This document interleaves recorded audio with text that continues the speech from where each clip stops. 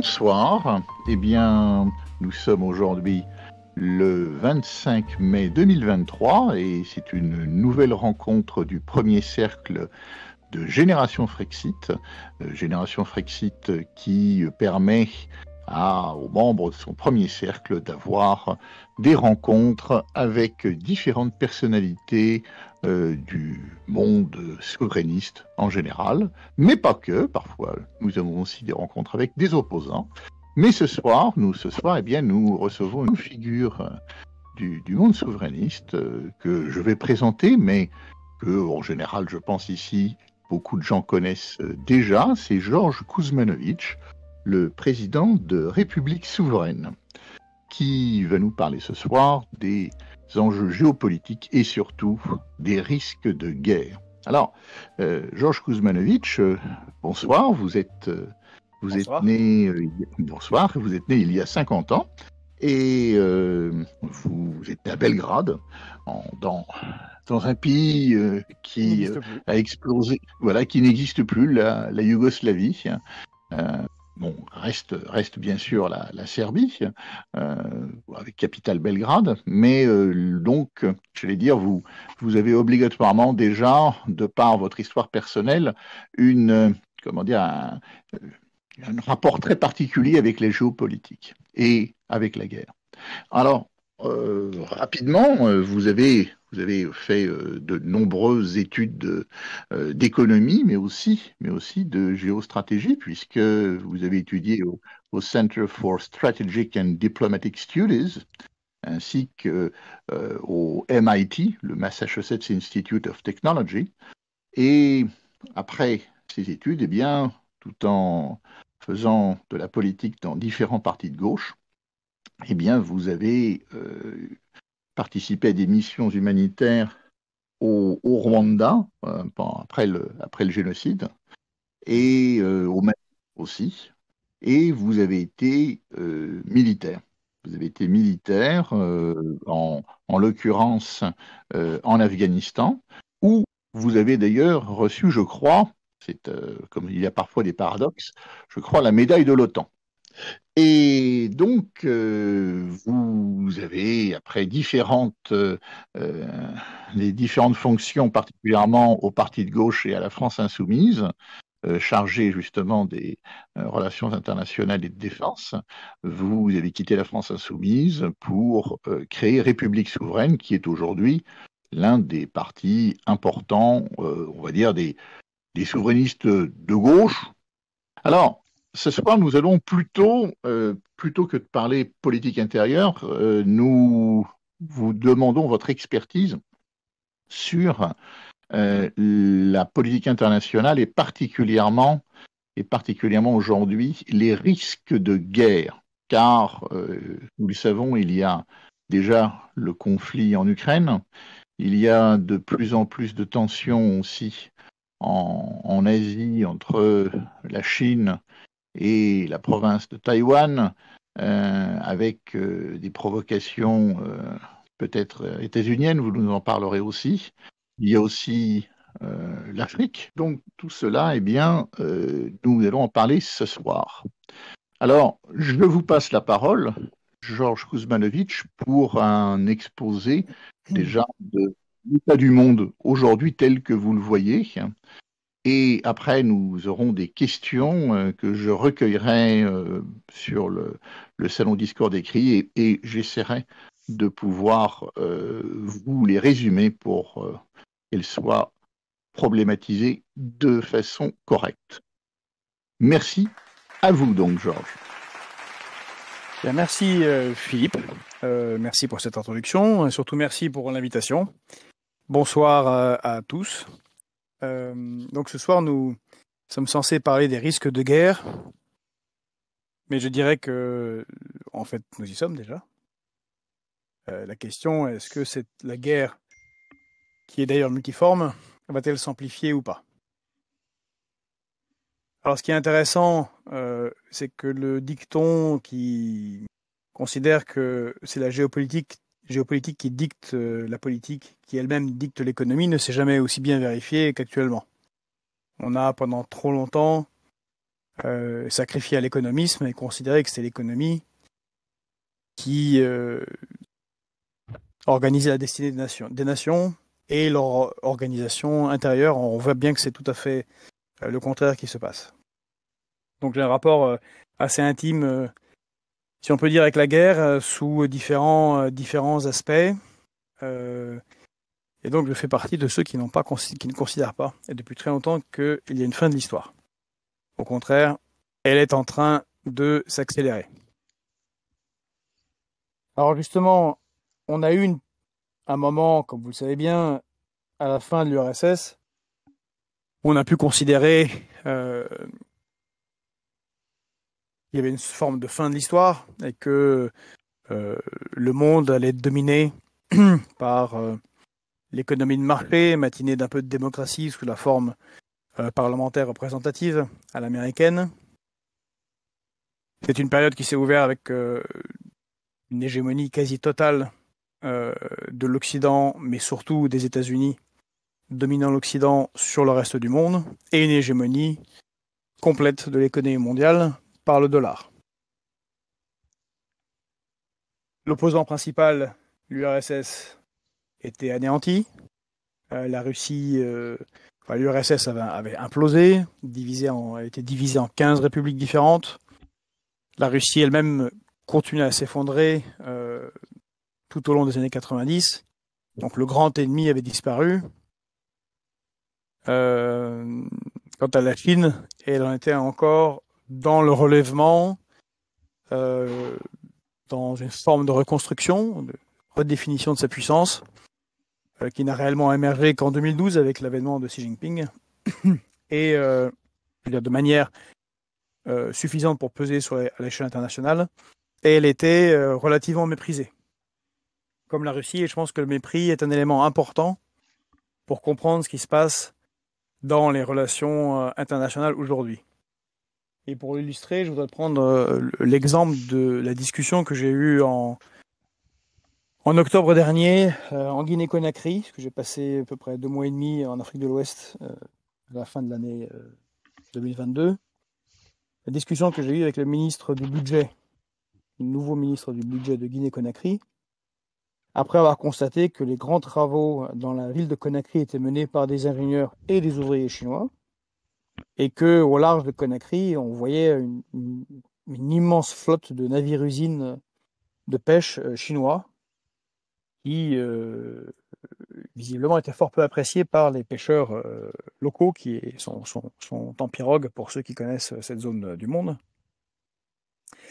Et je lui ai demandé, mais est-ce que vous ne craignez pas la domination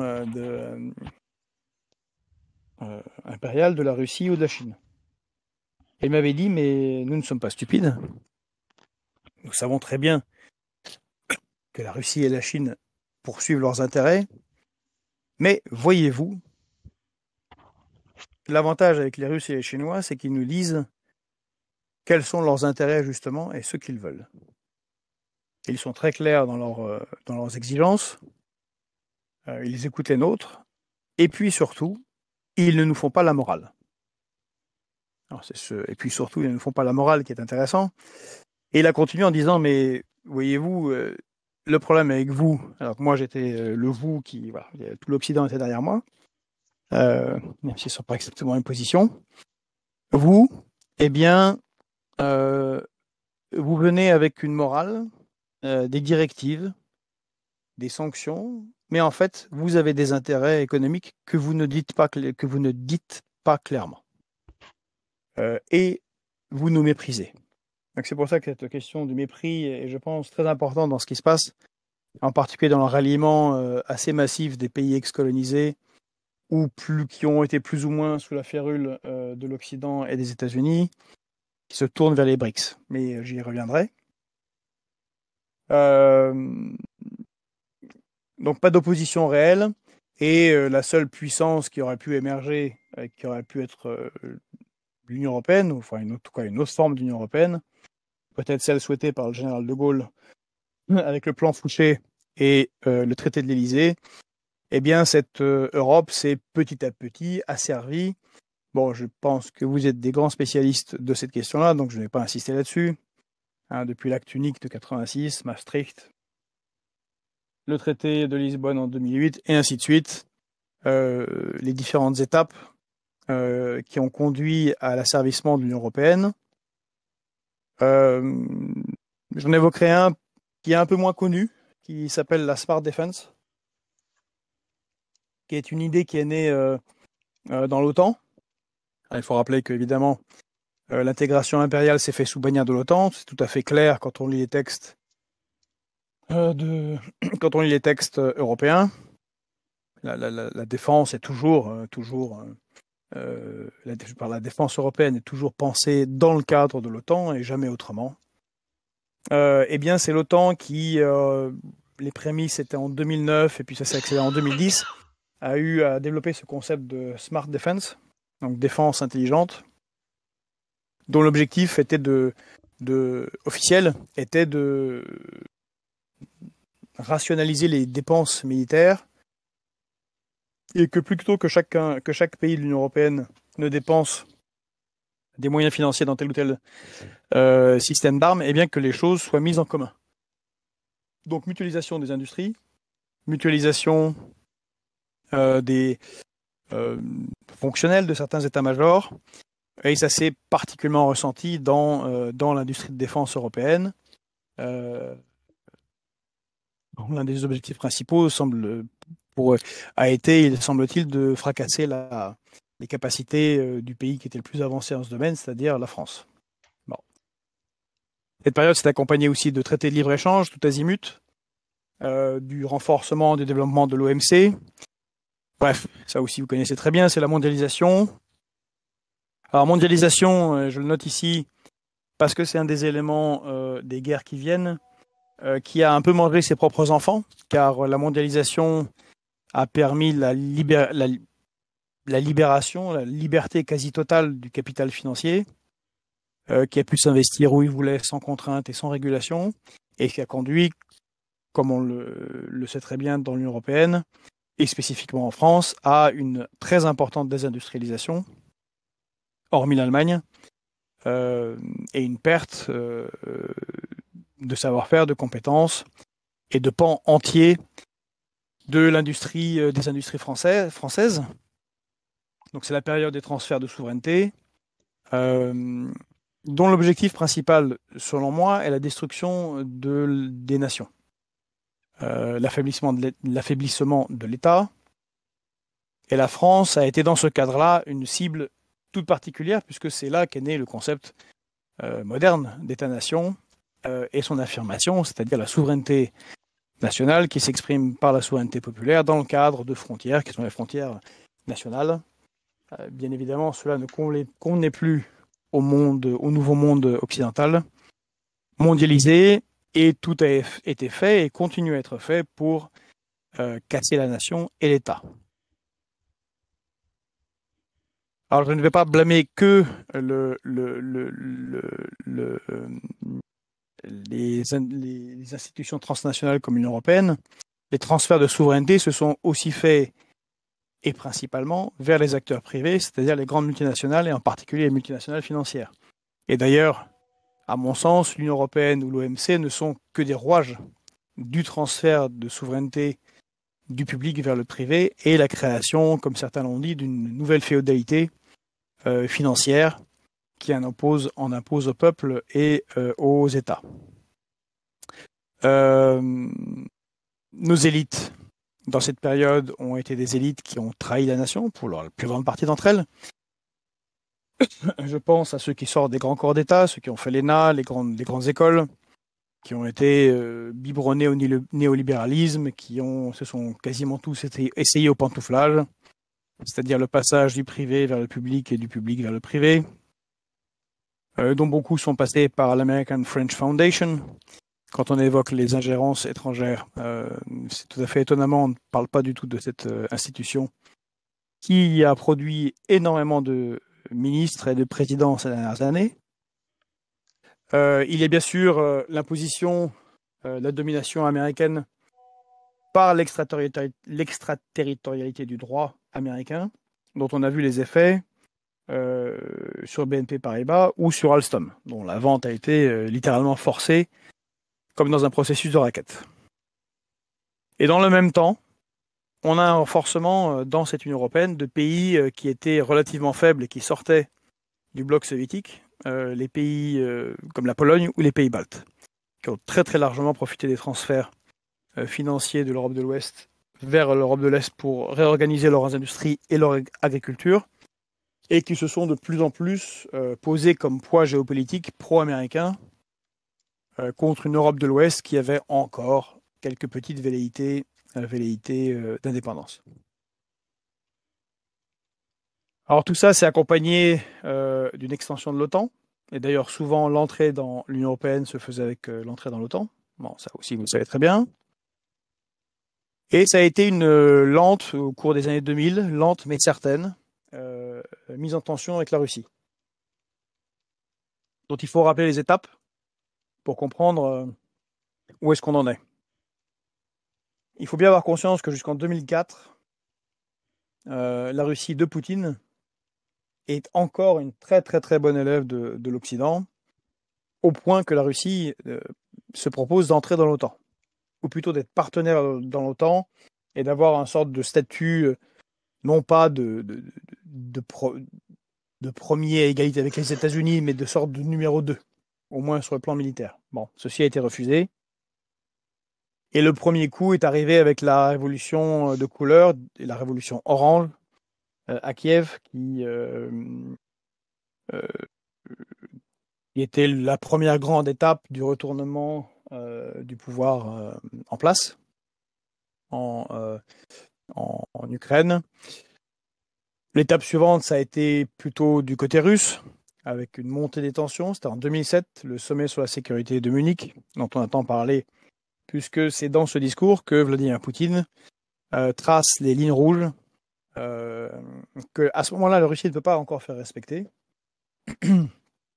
Et sort la Russie une compréhension du côté russe qu'il n'y aura pas le partenariat très fort qu'ils souhaitaient avec l'Occident et qu'il leur faudrait se débrouiller par eux-mêmes d'une manière ou d'une autre. Auquel répond en 2008 le sommet de l'OTAN de Budapest, où là on a l'annonce de l'entrée de l'Ukraine et de la Géorgie dans l'OTAN, qui est la provocation extrême, puisque ça va à l'encontre de la ligne rouge tracée l'année précédente. Et on aura cette année-là la guerre en Géorgie, qui est une sorte de mini-répétition de ce qui s'est passé en Ukraine, avec le fait que malgré les difficultés encore assez fortes au niveau économique, la Russie montrait son souhait de ne pas se faire marcher sur les pieds. Et il y a une guerre, puisqu'on parle de risque de guerre, ça a été quand même une guerre. Les gens qui l'ont vécu sur place, pour eux, c'était une guerre. L'extension à l'OTAN s'est poursuivie. Et puis la provocation des provocations, et ça m'a été confirmé par des très hauts responsables du ministère des Affaires étrangères de Russie, en particulier M. Grushko. Ça a été le bouclier antimissile. Alors en mai 2012, au sommet des chefs d'État de l'OTAN, qui se tenait alors à Chicago et qui était la première sortie internationale de François Hollande, le bouclier antimissile a été proposé par Barack Obama et la France y a évidemment participé en termes de financement et de transfert de souveraineté et de transfert de recherche. Je pense en particulier à ceux qui connaissent le programme Spiral de reconnaissance par satellite des mouvements, du déplacement de missiles intercontinentaux, et où la France était leader mondial. Ça a été un des nombreux transferts vers nos alliés entre guillemets, américains. Alors ce traité de 2012 est central, puisque il est le coup principal mis à tous les accords de désescalade nucléaire et de réduction des armements nucléaires. Alors je vous rappelle comment il avait été présenté. Le bouclier antimissile visait à protéger l'Europe de tir de missiles intercontinentaux iraniens. Sauf que les Iraniens n'étaient pas en disposition de missiles intercontinentaux capables de tirer jusqu'en Europe, ils ne sont toujours pas d'ailleurs, et le radar de ces boucliers antimissiles était installé en République tchèque, alors que les batteries antimissiles étaient installées en Roumanie et puis en Pologne. On peut prendre les Russes pour des dindons, mais bon, ça ne marche pas tout le temps. Ça les a beaucoup agacés. Or, le bouclier antimissile, c'est un système qui permet d'abattre des armes nucléaires, en particulier des armes nucléaires de portée intermédiaire. C'est assez simple. La dissuasion nucléaire repose sur le fait que même si vous êtes attaqué, vous êtes sûr que vous pourrez faire un tir qui portera des dommages au moins substantiels et très graves au pays qui vous aura attaqué avec une arme nucléaire. Sinon, sa destruction complète et totale. C'est la dissuasion nucléaire dont nous profitons en propre, la France, en particulier grâce à nos sous-marins nucléaires lanceurs d'engins. Or, le bouclier antimissile, c'est un système antimissile qui sert à détruire les missiles tirés par l'adversaire. Et ce qui vous permet d'avoir une frappe en première instance. Parce que vous pouvez abattre les missiles qui seraient tirés, ou tenter d'abattre les missiles qui seraient tirés en riposte. Or, c'est là que les Russes, face à cela, relancent la production d'armes nucléaires et activent davantage leurs recherches qui les mèneront à avoir les missiles hypersoniques que l'on voit aujourd'hui et qui peuvent, selon leur dire, porter des charges nucléaires. Et d'ailleurs, je ne vois pas pourquoi ils ne pourraient pas porter des charges nucléaires quand ils peuvent porter des charges normales. Et derrière, ça a été la lente sortie des traités nucléaires. Donc les États-Unis sortent le 1er février 2019 du traité donc, sur les forces nucléaires à portée intermédiaire, le FNI. Immédiatement derrière, les Russes sortent de cela. Les Américains vont sortir des traités New Start et ils vont sortir de différents traités internationaux, en particulier celui dont le nom m'échappe là, sur le ciel ouvert, qui permet un contrôle de l'un sur l'autre de manière plus aisée. Donc c'est à chaque fois les États-Unis qui sortent de ces différents traités, évidemment suivis derrière par la Russie, et c'est une escalade tout au long des années 2010 donc qui s'est produit à l'initiative des États-Unis jusqu'à la sortie sous Trump de l'accord sur le nucléaire iranien, donc négocié pendant 15 ans avec évidemment les Iraniens, mais aussi les Français, les Américains, les Russes, les Chinois, les Allemands, les Britanniques et ainsi de suite. Sortie unilatérale et donc menace pour la Russie, qui, elle, de son côté, se met à se réarmer très dangereusement et à envisager une situation de conflit avec l'Occident. Or, le problème des guerres, c'est que quand on commence déjà à y penser, on a une tendance à les mettre en œuvre. Et il y aura enfin les déclarations jusqu'en juin 2021 par M. Blinken, donc le ministre des Affaires étrangères russe actuel de Joe Biden, ministre des Affaires étrangères américain de Joe Biden, en juin 2021, devant le Sénat américain, en disant que l'Ukraine avait vocation à rentrer dans l'OTAN et que tout serait fait pour que l'Ukraine rentre dans l'OTAN. Bon. Tout était en place pour que la guerre se déclenche. Donc je fais ce retour sur ces différents événements parce que quand on regarde ce qui se passe actuellement en Asie, donc plutôt en Chine, Taïwan, dans la mer de Chine, on voit qu'il y a par palier cette provocation et cette montée en puissance qui permet le conflit et qui, à mon avis, malheureusement, risque de se produire. Il s'en est suivi, comme vous le savez, suite à 2014 et au coup d'État qu'il y a eu après l'Euromaïdan, qui pourtant était un mouvement tout à fait spontané et populaire de la population ukrainienne contre la corruption du gouvernement en place. Il y a eu la guerre avec les régions dites sécessionnistes, en fait, qui ne voulaient pas l'imposition d'une certaine particularité que voulait imposer Kiev, guerre qui dure depuis 2014 et dont on parlait fort peu ici, mais dont je sais que vous êtes tout à fait informés, et l'entraînement de l'armée ukrainienne pour résister à l'armée russe.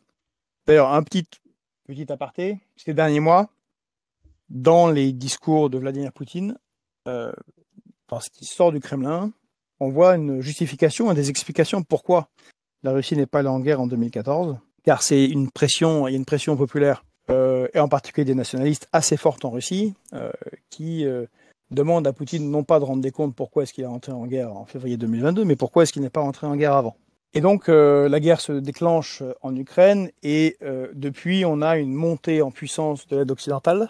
Certains plutôt du côté ukrainien, ont pu légitimement se demander mais pourquoi est-ce que l'aide n'a pas été apportée immédiatement? Je parle des chars, des avions, de plus de munitions et tout le reste. Eh bien, la raison est assez simple, c'est que la domination depuis 1991 de l'Occident et en particulier des USA sur l'économie mondiale, au point d'être capable de contraindre tout un petit continent, mais important économiquement comme l'Europe, de s'asservir et d'obéir aux États-Unis, avait la conviction pleine et entière que la guerre économique qui serait menée à la Russie serait victorieuse, et très rapidement.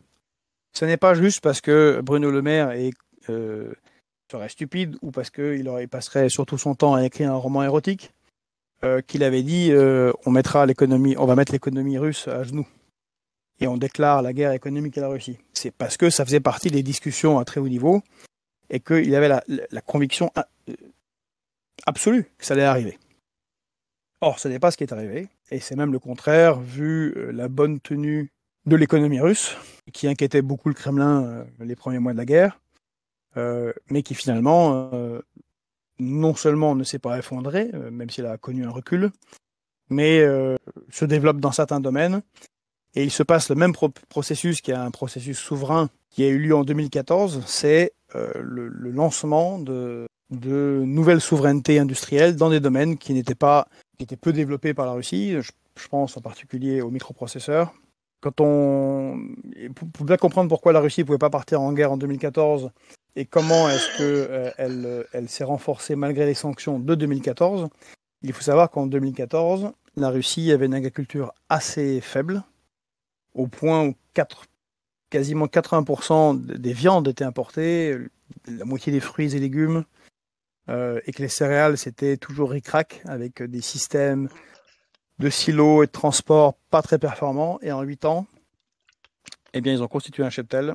Ils sont à 100% indépendants au niveau alimentaire. Et non seulement sont rendus indépendants au niveau alimentaire, mais ont réussi à faire de l'agriculture une arme géopolitique qui leur permet de peser et qui fait qu'il y a un fort ralliement aussi des BRICS, en particulier dans les pays qui dépendent fortement de l'aide alimentaire, de la production alimentaire hors de leur pays.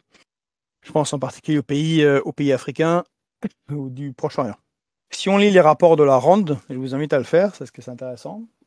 C'est un des plus vieux think tanks américains qui avait été créé par l'Air Force américaine en 1946 ou en 1947. On voit régulièrement dans leurs rapports et analyses que, et ce ne sont pas les seuls aux États-Unis. D'ailleurs, si vous voulez une information un peu sérieuse sur ce qui se passe au niveau géopolitique en Ukraine, ou que ce soit, il vaut mieux lire le New York Times, le Washington Post et les gros think tanks américains comme la RAND ou le Atlantic Council, plutôt que de suivre ce qui se passe en Europe. C'est beaucoup plus riche en informations, même si c'est parfois entre les lignes, que chez nous. D'ailleurs, Noam Chomsky a dit régulièrement, quand on lui demandait mais d'où est-ce que vous savez tout ça, où est-ce que vous avez appris tous ces éléments sur tant de pays, il disait mais c'est facile, c'est toujours en page 27 du New York Times. Bon, la page 27 du New York Times, c'est une page fictive, hein, ça peut être la page 17 ou la page 36, mais tout est sorti à un moment ou à un autre. Et donc dans les rapports de la RAND actuels, et même depuis novembre, on voit que il y a une sorte d'acceptation que au mieux ça va patiner en Ukraine, que le résultat escompté face à la Russie n'a pas été obtenu, qu'au contraire, puisque la guerre est multiforme, et j'y reviendrai, même si sur le front militaire, la Russie stagne, bien qu'elle ait conquis 20% des territoires russes, sur le front diplomatique, qui est aussi un aspect de la guerre, face à l'Occident, ou l'aspect économique, la Russie marque plutôt des points, si ce n'est gagne. Et non seulement gagne, mais elle permet de mettre en danger la domination états-unienne. Et que donc ils invitent à réorienter le dispositif américain vraiment vers la Chine. D'ailleurs, je suis très content. Je crois que c'est un jour avant le déclenchement de la guerre en Ukraine, j'avais écrit un papier sur le fait que cette guerre serait à l'avantage de la Chine et que tous les moyens mis par les États-Unis en Ukraine seraient autant de moyens détournés du front asiatique, qui est quand même géostratégiquement premier pour les Russes et que pour les Américains, pardon, et que ce sont les Américains qui, d'une certaine manière, par l'aide massive qu'ils doivent envoyer à l'Ukraine, s'enlisent avec cette aide sans pouvoir développer autant qu'ils voudraient leur influence face à la Chine, qui elle montre très clairement des velléités de domination, non plus régionale, mais mondiale. Donc les mises en tension avec la Chine, vous les avez vues, ce sont de nombreuses déclarations, c'est les articles qui sortent dans la presse, mais c'est aussi des visites, comme celle de Madame Nancy Pelosi, qui était l'ancienne speaker, c'est-à-dire l'ancienne présidente du Congrès des États-Unis. La visite de Nancy Pelosi contre l'avis chinois à Taipei, la capitale de Taïwan. C'est la visite de la présidente de Taïwan en Californie auprès du nouveau speaker qui est républicain, McCarthy. Là aussi en provocation de la Chine. Quand je dis provocation, c'est parce que les États-Unis, oui, parfois on dit mais pourquoi est-ce qu'ils ne le feraient pas? C'est parce que même pour les États-Unis, Taïwan n'existe pas comme pays indépendant. C'est même pas le cas de l'Ukraine. C'est la logique de une Chine, deux systèmes, avec l'acceptation pour toutes les parties prenantes importantes que à terme Taïwan rejoindrait la Chine. Et de ce point de vue-là, les États-Unis sentent un peu le vent du boulet. Pourquoi? Parce que la force politique historique de Taïwan, le Kuomintang, est pour un rapprochement avec la Chine et montre des signes assez clairs. Et ils craignent qu'une victoire aux élections générales du Kuomintang, un retour au pouvoir au Kuomintang n'accélère ce processus. Or, c'est très problématique parce que Taïwan s'est développé grâce à des technologies américaines qu'elle a réussi à dépasser elle-même, en particulier dans le gravage des microprocesseurs. Et que de ce point de vue-là, Taïwan est absolument stratégique.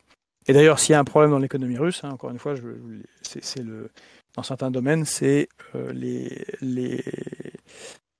sont les microprocesseurs. D'ailleurs, on s'est rendu compte que l'Union européenne non plus. C'est encore plus un problème qu'en Russie. L'Union européenne s'est rendu compte avec la crise de la Covid qu'on n'en avait pas et qu'il fallait absolument au moins construire une usine de microprocesseurs. Et comme vous le savez peut-être, mais si vous ne le savez pas, cette usine, évidemment, va se trouver en Allemagne, et pas ailleurs, puisque les Allemands savent défendre leurs intérêts contrairement à nos élites.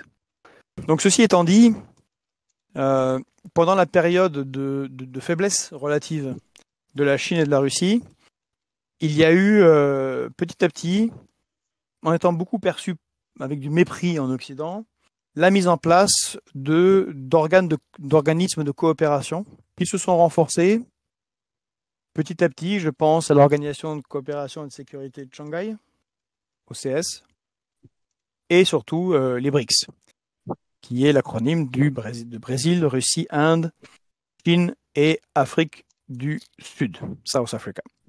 Tout ça a été pris, encore une fois, beaucoup de mépris, un peu de rigolade du côté occidental, mais avec le renforcement des deux puissances et surtout une volonté politique beaucoup plus affirmée et qui se comprenaient l'une l'autre, je pense à Xi Jinping et Vladimir Poutine, se sont développés des outils beaucoup plus dangereux et que l'Occident a laissé filer au point d'être menacé maintenant. Alors je pense très particulièrement à la Banque de développement qui a été créée, si je ne m'abuse, en 2015. 2014, je vous rappelle, crise en Ukraine, intervention de la Russie, récupération de la Crimée, début de la guerre civile.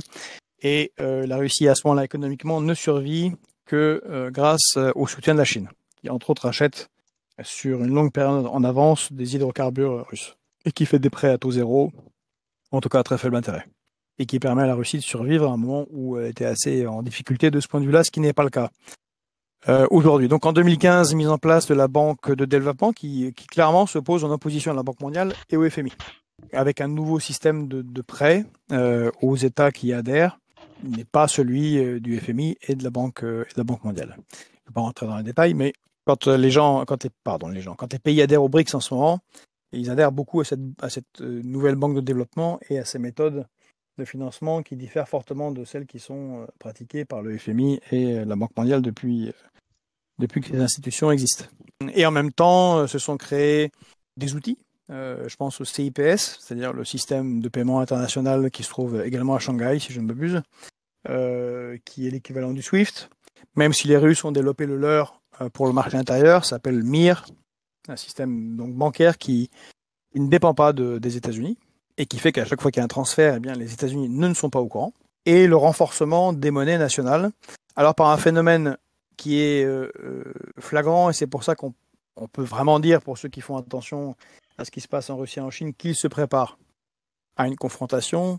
On a depuis 10 ans des achats massifs d'or, principalement par la Russie et par la Chine, donc des constitutions de très très grosses réserves d'or, bien évidemment pour appuyer leur monnaie nationale en cas de besoin, et également des réserves alimentaires et des réserves d'engrais.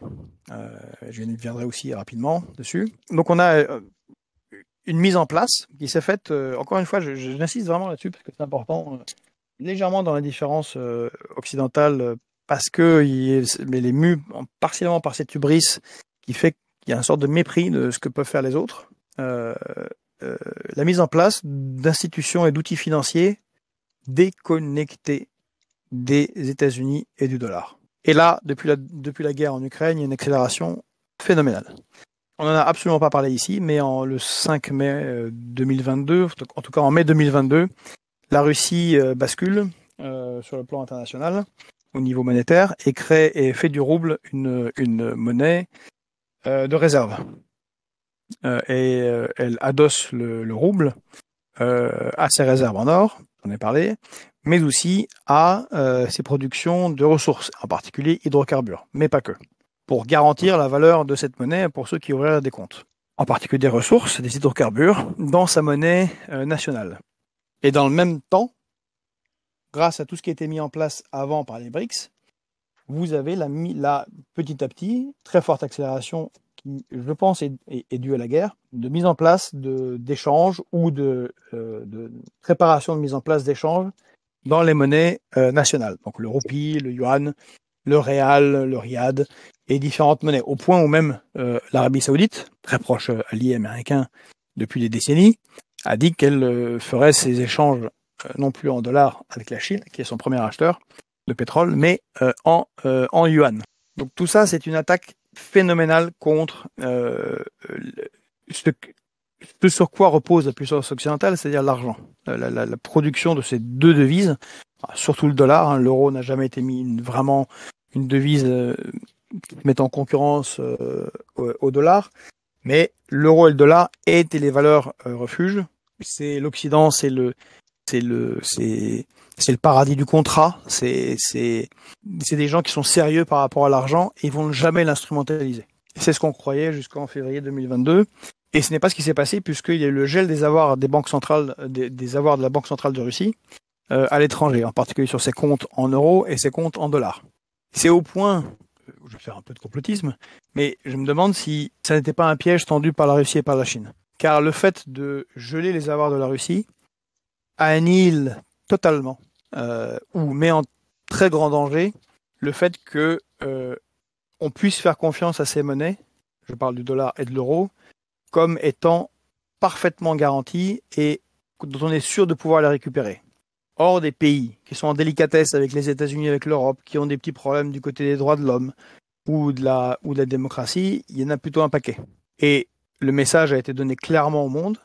Si vous allez contre nos intérêts, nous gèlerons vos avoirs dans nos banques centrales et vous ne pourrez plus organiser le commerce comme vous le souhaitez.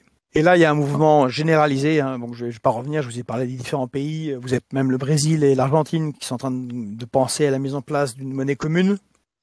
Et vous avez, pendant cette période où, soi-disant, la Russie est isolée, vous avez un accroissement considérable à demander de l'entrée des pays du monde dans les BRICS. Alors, je vais vous faire la liste pour que vous voyez en quoi c'est phénoménal.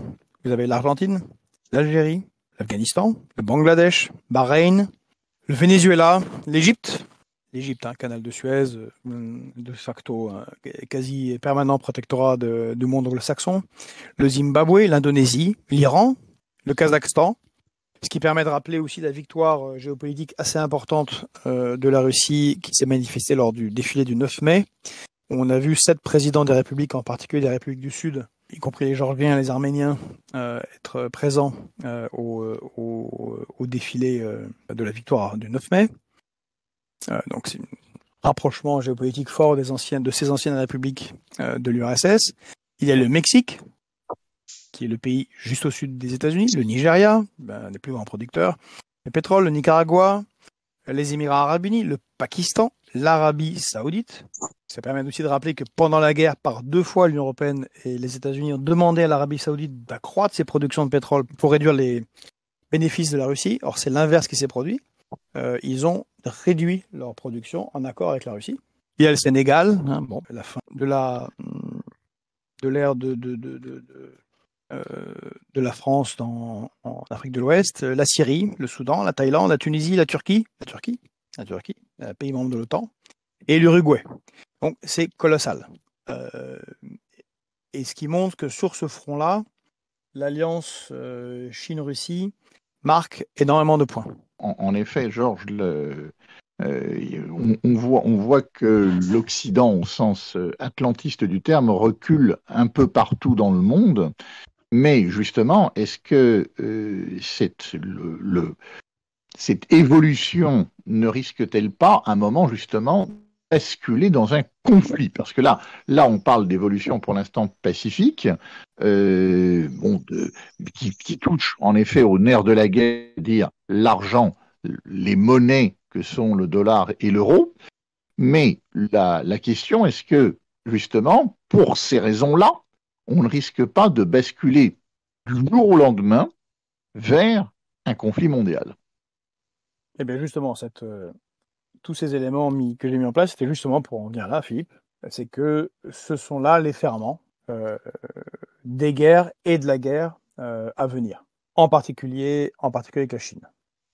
Alors le Point, je ne sais pas si vous avez vu la une du Point aujourd'hui, qui est un journal quand même assez bien sur la ligne de Washington, évoque carrément la guerre avec Taïwan. L'un des derniers rapports de la Ronde dont je vous parlais évoquait des scénarios de guerre massive avec la Chine et la Russie. Donc ces gens ne font pas ce genre d'études pour rien. Or, on en est justement là. C'est-à-dire que cette mondialisation où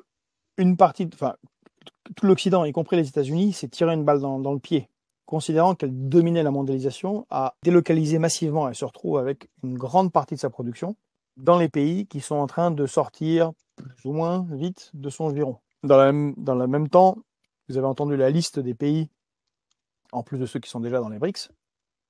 Ouais, c'est quasiment tous les producteurs de pétrole et de gaz. Donc il y a production de gaz, production industrielle. Pour faire vite, actuellement, les BRICS, c'est déjà 80% des ressources mondiales produites et 75% des produits manufacturés. Et donc, ce qui est mis sur la table par nombre de pays, c'était déjà avec le mouvement des non-alignés dans les années 60-70, mais c'est quelque chose de beaucoup plus ferme aujourd'hui, c'est nous ne sommes pas d'accord avec la répartition de la richesse mondiale. Or, ça a toujours été ça, la guerre. C'est l'accès aux ressources, la répartition des ressources, et la répartition des richesses produites. Or, c'est l'Occident qui accapare le gros des ressources jusqu'à maintenant et le gros de la consommation de ce qui est produit ailleurs. Donc de deux choses l'une. Soit l'Occident parvient militairement à contraindre un certain nombre de pays afin que les autres restent dans le giron. C'est pourquoi il y a un tel investissement dans la guerre en Ukraine, car une défaite ou plutôt une victoire ou une demi-victoire russe serait une catastrophe pour l'OTAN et l'Occident. En l'état actuel, ça libère déjà un certain nombre de pays qui se disent « Ah, ben on peut y aller ». Ils n'ont pas la capacité de contraindre la Russie économiquement et visiblement, ils n'arrivent pas trop à la contraindre militairement. Si jamais il y avait une nette victoire de la Russie, ce qui n'est pas garanti, mais si ça arrivait, après les échecs en Syrie, en Irak, en Libye et le fiasco en Afghanistan après 20 ans de guerre, ce serait un coup. Le reste du monde verrait que l'Occident, et en particulier les États-Unis, est un tigre de papier, comme disait Mao. Mais ça met en danger puisque ceux qui détiennent ce pouvoir mondial ne veulent pas le lâcher. Et je ne crois pas que nos dirigeants soient prêts à aller à la télévision pour dire écoutez, on va réduire de 40% nos consommations, car il y a une répartition plus juste qui doit se faire au niveau mondial, et de toute façon, les autres pays nous contraignent. Donc on va vers la guerre, car je ne vois pas les éléments qui permettent la désescalade. C'est intéressant parce que là, avant-hier, c'était quasiment 51e anniversaire de la visite de Nixon à Moscou. Sous Non, à Brejnev. Pékin. Non, Ah bon? 72 à Moscou. Ah oui, pardon, je confondais. C'est là qu'ont été signés les accords, alors qu'il y avait encore la guerre du Vietnam et tout. C'était bon, pareil, guerre du Vietnam, il faut rappeler, c'est une guerre américaine. Pareillement, sous des prétextes fallacieux et beaucoup de morts. Bon, la plus grande guerre chimique jamais menée sur la planète. Mais malgré cela, et alors que c'était la guerre froide, alors que c'était l'affrontement de blocs et idéologique cette fois-ci, ils ont eu l'intelligence de mettre en place justement des outils de désescalade et les premiers accords de réduction des armements nucléaires. Donc il faut croire que nos grands-parents, en tout cas géopolitiques, étaient plus intelligents que leurs petits-enfants d'aujourd'hui, car aujourd'hui, les instruments de désescalade sont 10 fois inférieurs à ce qu'ils étaient à l'époque de la guerre froide.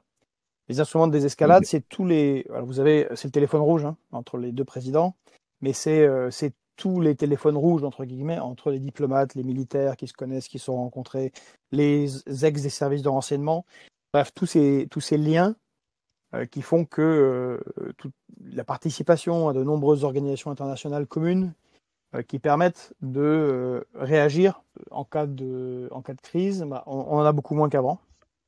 Alors que dans le même temps, la vélocité des armes et des outils d'information s'est accélérée. Donc il Tout ça n'est y a pas, je vais réjouissant. dire, Oui, tout désolé. ça n'est pas réjouissant, en effet. Alors, il y a plein de questions qui arrivent Peut-être qu'on peut passer aux avant questions. de. Voilà, c'est le Pardon? cadre général. Ben, écoutez, Oui. c'est le cadre général dans lequel on est. Donc c'est un cadre de risque, de conflit. Ouais, on peut passer aux questions.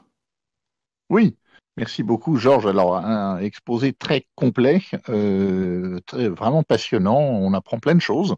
Je vois que tu maîtrises en plus, enfin vous maîtrisez, pardon, toutes les, comment dire, tout l'historique des relations diplomatiques et des conflits géopolitiques depuis ces 50 dernières années. C'était vraiment extrêmement intéressant.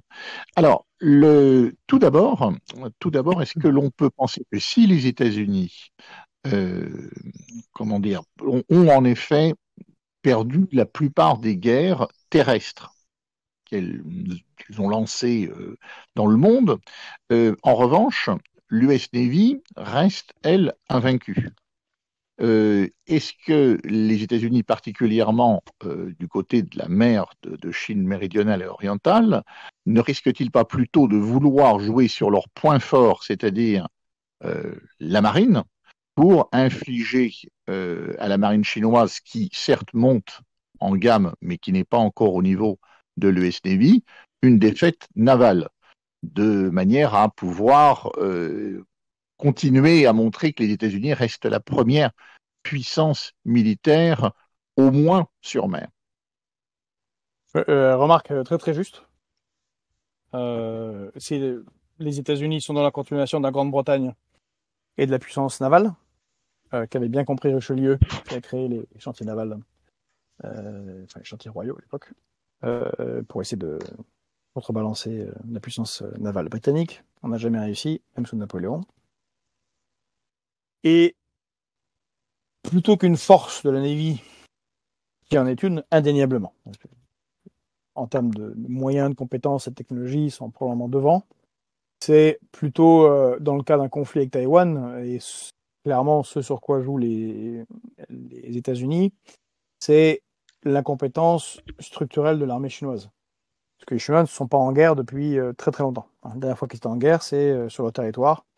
Allez, il y a eu la guerre de Corée. Bon, et quelques éléments pendant la guerre du Vietnam. Donc c'est-à-dire que ça fait 50 ans que personne n'a fait la guerre en Chine.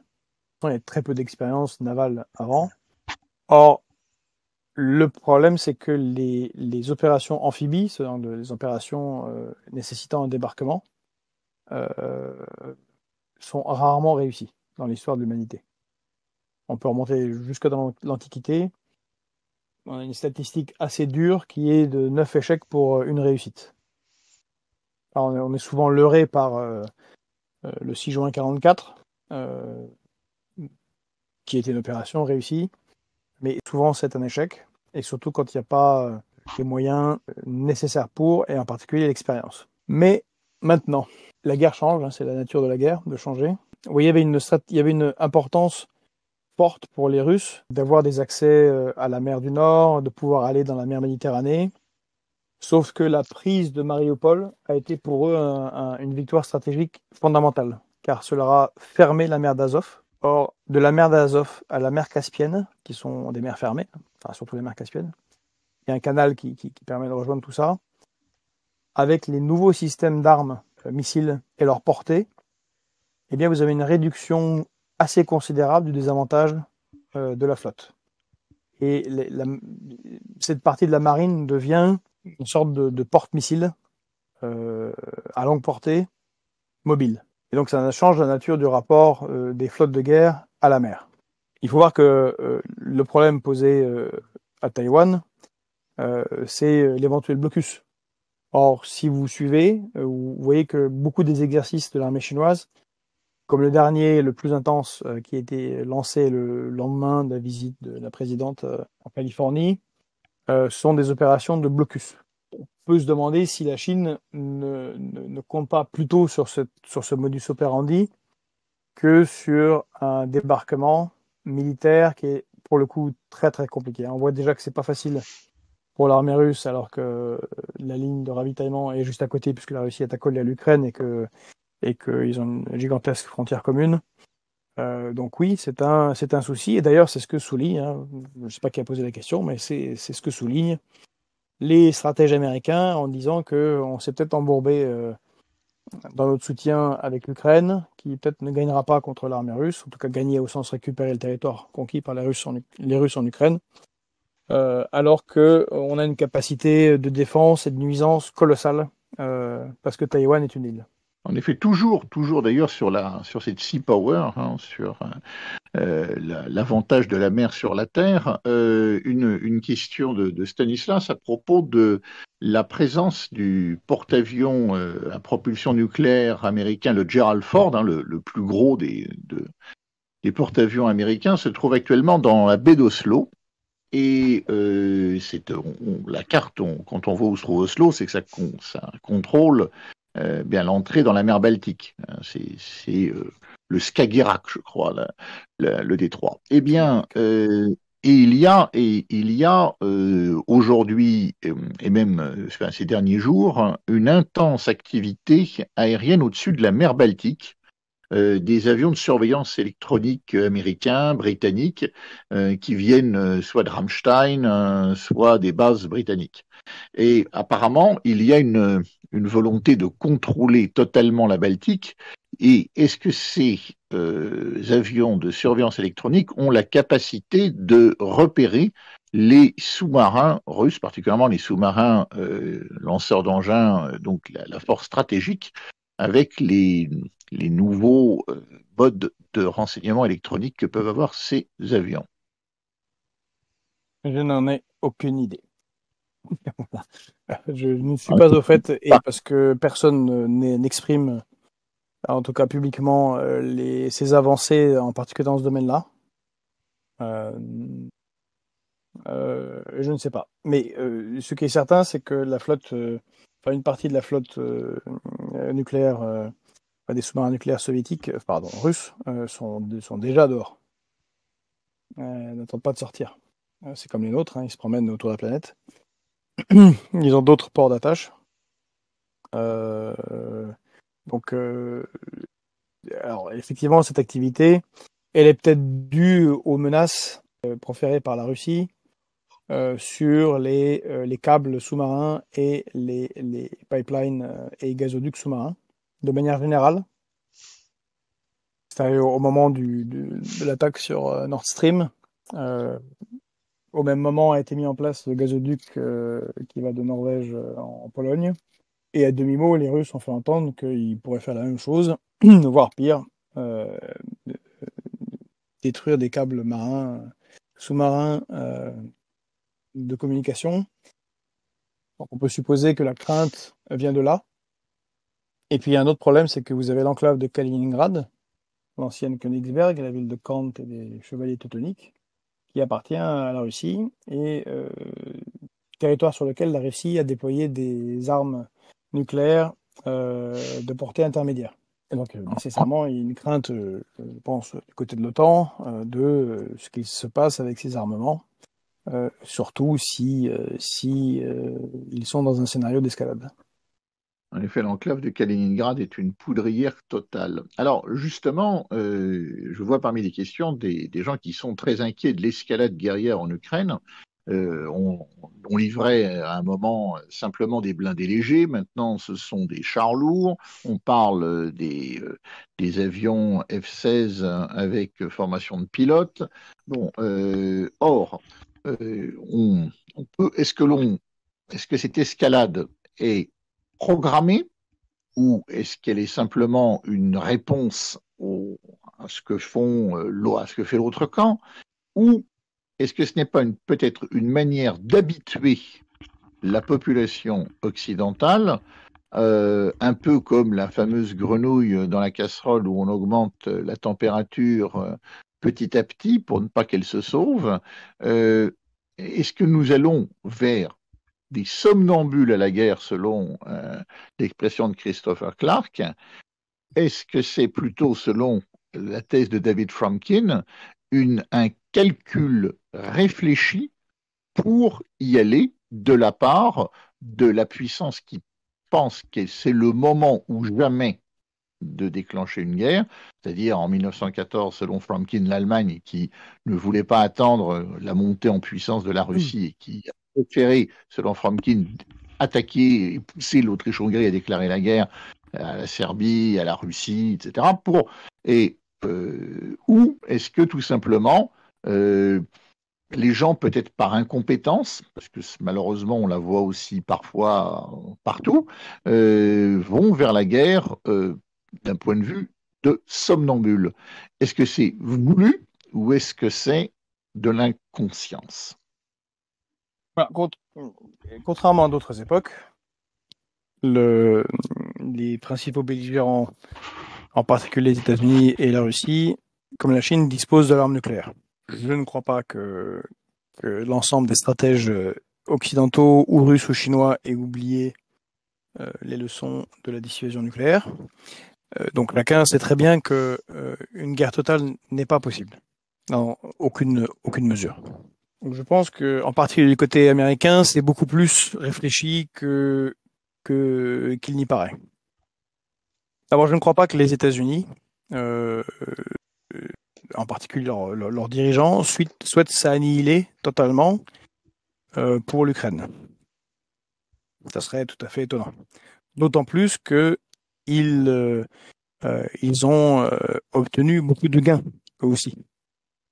Ils ont un renforcement de l'OTAN sur la zone qui était déjà OTAN, c'est-à-dire l'Union européenne, mais un vrai renforcement, avec une adhésion massive, en particulier des élites dirigeantes, à l'absolue nécessité de dépendre des États-Unis. Ça se voit en France, ça se voit en Allemagne, ça se voit partout en Europe. Pour des raisons objectives et pour des raisons qui ne le sont pas, vous avez une augmentation des budgets de la défense. Or, la manière dont s'organise la domination des États-Unis, c'est une garantie de vente de matériel militaire massive aux pays européens. Et d'ailleurs, l'autorisation de livrer pour les pays européens des F-16 à l'Ukraine S'ils sont cassés, c'est une incitation supplémentaire à acheter les nouveaux avions F-35 qu'ils souhaitent vendre ou qu'ils vendent déjà à un certain nombre de pays européens et d'accroître le carnet de commandes. Par ailleurs, les États-Unis sont dans un processus, eux, qui ont parfaitement compris le changement de nature de la mondialisation. Donc, ils sont dans un processus de réindustrialisation très rapide, contrairement à l'Union européenne, où on parle, mais eux font. Ils agissent très concrètement dans ce sens, au point de démarcher, comme on l'a vu, entendu, des entreprises européennes, en particulier allemandes, en faisant miroiter les coûts inférieurs, tant d'impôts que surtout de l'énergie. Et puis cette guerre et la coupure des relations commerciales avec la Russie est une manne phénoménale pour eux, en particulier pour les hydrocarbures. Avec je souhaite vraiment, j'insiste pour le dire ici, parce que c'est tellement absurde qu'il faut quand même le rappeler tout le temps, c'est l'attitude des Verts. Il n'y a pas beaucoup de rapports, mais je rappelle que les Verts européens, et donc chez nous, Europe Écologie Les Verts, quand Trump était au pouvoir, s'arrachaient les cheveux parce que Trump relançait la production de gaz de schiste et que la planète allait mourir. Et qu'aujourd'hui, sont les premiers à souhaiter l'achat de gaz aux États-Unis, c'est-à-dire du gaz de schiste, donc de roche-mère, de fracturation de roches profondes, plutôt que du gaz naturel à la Russie. Bon, parenthèse fermée. Mais les États-Unis inféodent encore plus l'Europe par ce biais-là, et ils gagnent énormément d'argent. Donc, même s'ils se retrouvent à avoir une perte d'influence, il ne faut pas oublier que c'est quand même un très très grand pays, c'est un pays continent. On peut de facto considérer que le Canada est quasi intégré avec ses immenses ressources, en particulier en eau. C'est un pays avec une population nombreuse. Même comme ça, même dans un isolationnisme total, ils s'en tireraient très bien, protégés par 2 océans.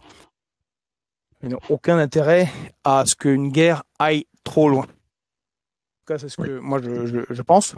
Maintenant, je répète, je suis convaincu que la manière dont sont envoyées les armes, c'est-à-dire par palier, on a une escalade, c'est d'une part ce que décrit très bien Henri Guénaud, et on met le doigt dans un engrenage militaire, de guerre, on ne sait pas toujours où ça finit, on se met à faire des choses qu'on ne voulait pas faire, mais surtout, c'est, à mon avis, c'est beaucoup plus réfléchi, c'est le fait que il y a le constat de ce que je disais tout à l'heure, l'économie russe ne s'effondre pas et ne va pas s'effondrer. Elle est solide sur ses éléments principaux et elle a suffisamment d'industrie souveraine pour assurer une autarcie sur le long terme. Il n'y a pas d'effondrement financier. Donc de ce point de vue-là, je pense qu'il y a l'acceptation d'une défaite par l'Occident, en tout cas par les États-Unis. L'acceptation qu'il n'y a pas eu de victoire économique contre la Russie et qui doit être compensée par du soutien militaire à l'Ukraine pour ne pas se retrouver en plus avec une défaite militaire sur les bras. Car bien évidemment, malgré l'engagement tout à fait remarquable d'un point de vue patriotique et militaire des Ukrainiens, sans l'aide occidentale, l'affaire serait entendue depuis très longtemps. En effet. Alors, à propos d'Europe Écologie Les Verts, certaines mauvaises langues sur Twitter les appellent Europe Escrologie la guerre. Donc, peut-être que ceci explique leur position par rapport au gaz de schiste. Alors, une chose à propos justement de l'économie russe par rapport à l'économie occidentale, est-ce que l'économie de guerre, pour pouvoir justement, par exemple, produire des chars plutôt que des voitures, est-ce que la Russie est mieux armée pour cela que l'Occident? Parce que on se souvient, par exemple, que pendant la Seconde Guerre mondiale, les États-Unis avaient été l'arsenal des nations. Leur puissance industrielle avait pu avoir une production supérieure à celle de l'Allemagne et du Japon. Eh bien, est-ce qu'aujourd'hui, l'économie de guerre russo-chinoise, on va dire, du bloc russo-chinois, serait-elle supérieure à l'économie de guerre occidentale, qui pourtant, avec le complexe militaire-industriel américain particulièrement, est très puissant? Quid de l'économie de guerre? Alors, plusieurs éléments dans plusieurs propositions de réponse à cette question. qui a plusieurs entrées. D'abord, si on considère la production mondiale de produits manufacturés, si la Chine venait en aide à la Russie comme les États-Unis sont venus en aide aux pays alliés, y compris l'URSS, bien évidemment que la Chine serait les nouveaux États-Unis. Et il n'y a aucune chance, dans un avenir proche, de voir l'Occident, États-Unis compris, capable de contrebalancer le volume de production industrielle chinois. Ça, c'est une chose. Au début du conflit, vous vous souvenez sûrement, on répétait à l'envi, je ne sais pas pourquoi c'est tombé là-dessus, quelqu'un a dû le dire, et puis après tout le monde l'a répété benoîtement, la Russie a le PIB de l'Espagne. Bon, c'était une erreur. La réalité du PIB russe est plutôt celui de l'Allemagne, mais de toute façon, l'Allemagne est un pays plus petit et moins peuplé que la Russie. Sauf qu'on ne s'est pas intéressé à la structure de ce PIB. Et j'avais fait une publication à l'époque. Depuis, Emmanuel Todd, beaucoup plus en détail, entre autres, a travaillé dessus, ainsi que Jacques Sapir, pour montrer en quoi ces différences de PIB sont assez peu significatives quand on rentre dans des considérations militaires. Pourquoi ? Eh bien parce que le PIB, c'est l'ensemble des échanges marchands ou de services qui le définit, et qui en définissent le volume. Or, l'Occident, j'avais justement fait dans mon article le travail de comparaison avec l'Espagne. En Espagne, 90% de l'économie espagnole dépend du secteur tertiaire touristique, 70% et dépend du secteur touristique et tertiaire. En France, c'est encore pire. Donc secteur financier, secteur tertiaire, secteur touristique. Tout cela est bel et bon, produit énormément de richesses dans le contexte d'une mondialisation maîtrisée par l'Occident. Maintenant, la structure du PIB de la Russie est très différente. Il repose sur des productions de ressources naturelles qui sont fort peu valorisées dans l'économie contemporaine, comme vous le savez, et de production industrielle lourde et d'agriculture. Toutes choses parfaitement utiles et nécessaires quand vous menez une guerre.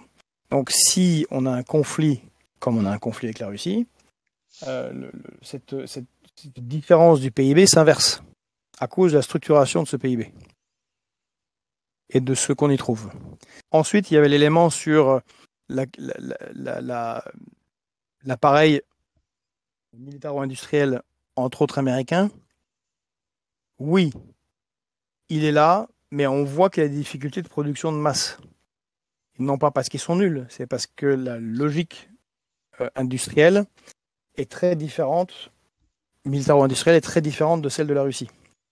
D'abord, dans la plupart des pays occidentaux, les entreprises produisant des armes sont des entreprises plus ou moins indépendantes de l'État et qui vivent considérablement de leur vente d'armes à l'étranger ou de vente captive sur les marchés comme les États-Unis. Mais il y a assez peu de marchés qui sont aussi puissants que les États-Unis pour la vente d'armes. Donc c'est beaucoup à l'exportation et de très haute technologie. Et plus les années passent, plus on accroît la technologie tant du combattant fantassin que de l'avion de combat de 5e génération, que des systèmes missiles, et ainsi de suite. Parce que la nature de la guerre, telle qu'elle a été vue ces 40 dernières années, je vais caricaturer, mais en gros, ça consistait à envoyer des forces spéciales avec de l'armement de très haute technologie, soutenu avec un support de très haute technologie, satellites, drones, navals, logistique, de très très haute technologie contre des gens qui en essaguaient. Et les écraser très vite et sans pitié. Ce qui a été le cas dans toutes les guerres qui ont été menées par les États-Unis ces dernières années. En tout cas, dans la première phase de guerre. Mais pour ceux qui s'intéressent aux questions militaires, depuis très longtemps, en France par exemple, il y a des gens qui disent oui, mais peut-être que les guerres de haute intensité, c'est pas fini. On va peut-être en avoir. Et ça n'est pas malin de réduire le volume des armées, en particulier des effectifs. Et là, vous avez les autres qui répondaient oui, mais on ne peut pas armer de nouveaux armements technologiques autant de gens. Ça coûte trop cher. Vous avez cette tendance à la réduction des effectifs qui va de pair avec l'augmentation de la technologie et donc du coût unitaire de chaque arme, et de chaque système d'armement et de chaque munition. Or, ce qu'on voit et dont on se moque du côté russe, c'est qu'il semble avoir fait un choix rationnel que proposaient de faire certains de nos vieux généraux. C'est-à-dire de choisir des domaines d'excellence où vous avez de la très très haute technologie. Visiblement, eux, ils ont choisi de le faire sur les missiles intercontinentaux, mais pas que, hypersoniques, sur les contre-mesures électroniques. Oui, d'ailleurs, c'était ce que je voulais dire tout à l'heure, au-dessus de la mer Baltique, il y a un déploiement aussi important, et puis pas que là, de systèmes de surveillance, parce que les Russes sont devenus très très forts dans le système de contre-mesures électroniques. Et ce qui s'est vu là récemment avec la HIMARS et les Patriotes, enfin, on va pas rentrer en détail. Et les Russes, eux, ont choisi, comme on le voit, donc d'avoir certains armements de très haute technologie, certains avions de 5e génération, et de laisser le gros de l'armée avec du matériel un peu ancien, mais qui leur permet d'utiliser des obus, des missiles, des systèmes d'armes des années 80, 90 et même 70.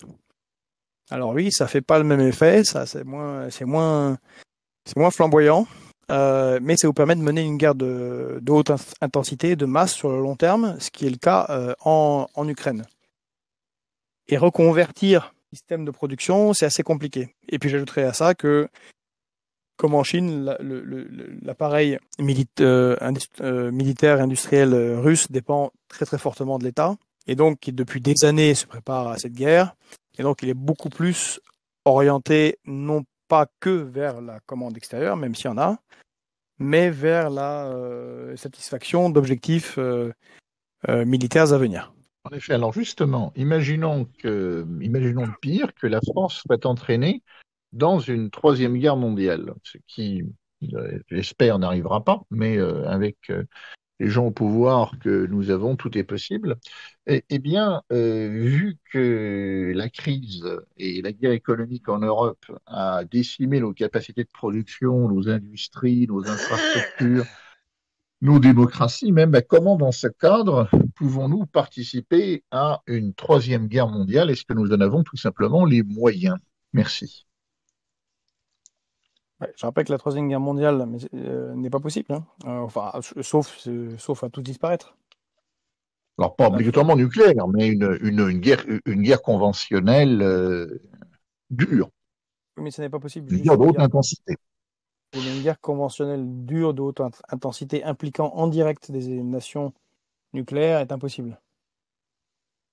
Car cela voudrait dire quoi? Soit vous avez une situation qui se fige ad vitam aeternam, comme dans le livre de George Orwell 1984, où vous avez une ligne de front qui est une sorte de Verdun gigantesque ou infini, personne n'avance.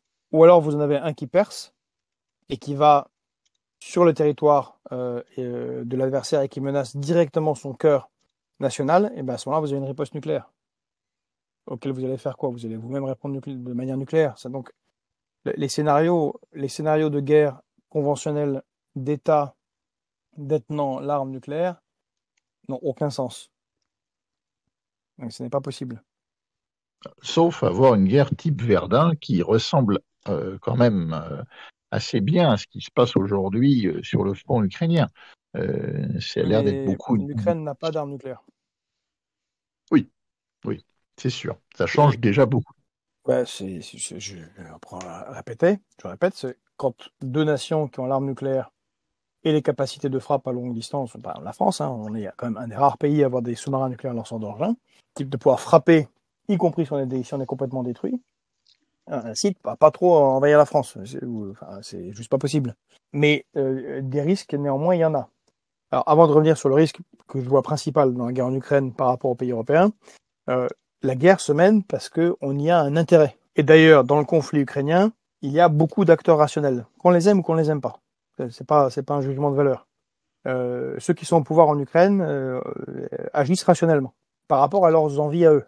Ils poursuivent un intérêt qui fait sens si on se met dans leur fauteuil. Les Américains agissent de manière rationnelle. Ils poussent leurs intérêts, ils défendent leurs intérêts. Et les Russes également.